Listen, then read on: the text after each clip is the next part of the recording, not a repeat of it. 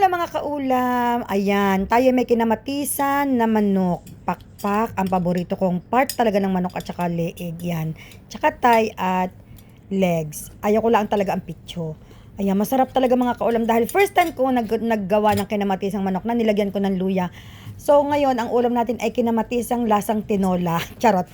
Talagang napakasarap mga kaulam, manamis-namis ang sabaw. Tapos, syempre, mas masarap yan kapag may partner na daing. So, ayan na, ang ating ipinagmamalaking daing mga kaulam. Oh, may mga nag-order sa akin ngayong weekend. Yung isa, 1 kilo at kalahati ang in-order niya sa akin. Tapos gusto niya lutuin ko lahat. Eh sorry naman ate or miss dahil ayaw ako payagan ng asawa ko na lutuin lahat. Siguro po pwede kitang lutuan nga ng kalahating kilo pero hindi talaga po pwedeng lutuin lahat. At kami mag-aaway ng mag-asawa. At magkikita kami ni miss doon sa Dubai para i-deliver ko sa kanya bukas. Dahil may pupuntahan din naman ako sa Dubai bukas. Tapos may nag-order ulit 1 kilo. Malapit lang dito sa bahay namin, so magkikita lang kami ng Lunes. Since sa Lunes naman ay day off ako, so maglalako ako ng daing dahil gagawa ulit ako bukas ng mas marami. Kagandahan diyan, nakokontrol ko yung alat. So hindi maalat ang aking daing. Kayo na ang bahala kung o-order kayo, kayo na ang bahalang mag-adjust sa inyong sausawan. Lagyan nyo ng kaunting asin o kaya basta i-adjust nyo dahil ang aking daing ay hindi maalat dahil syempre mga kaulam, mas mabuti na yung hindi maalat, mag-adjust kayo ng sausawan kaysa sa bibilhin nyo ng maalat tas hindi nyo na matanggal yung alat. O di yung daing kahit saan nyo i-partner yan. Tinolang manok, o sinigang na isda, o gulay na bulang lang, o ginisang anything under the sun.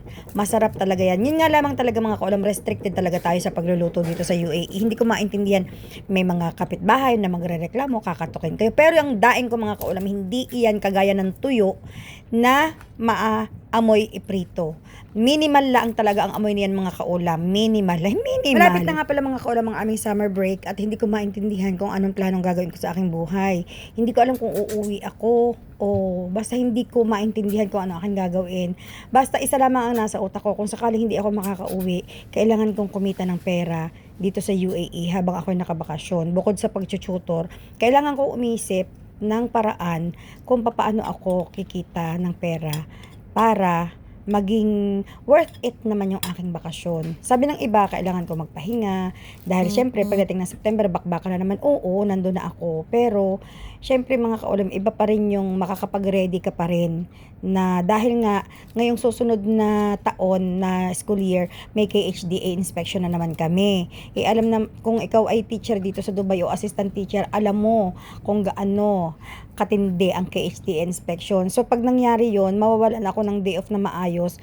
So pagka gayong walang masyadong day off, nawawala din ang aking mga extra income. So kailangan ko nang gawin yon in advance, yung mga paghahanap ng extra income. Kailangan ko nang gawin ngayong summer para at least kung maabala man ako dahil sa paghahanda para sa KHDA inspection, at least kahit papaano mga kaulam, masisecure ko na rin yung aking kahit papaano mga bayarin, yung aking mga, alam nyo naman ang mga OFW mga kaulam, hindi nawawalan niya ng bayarin buwan-buwan. Hindi talaga.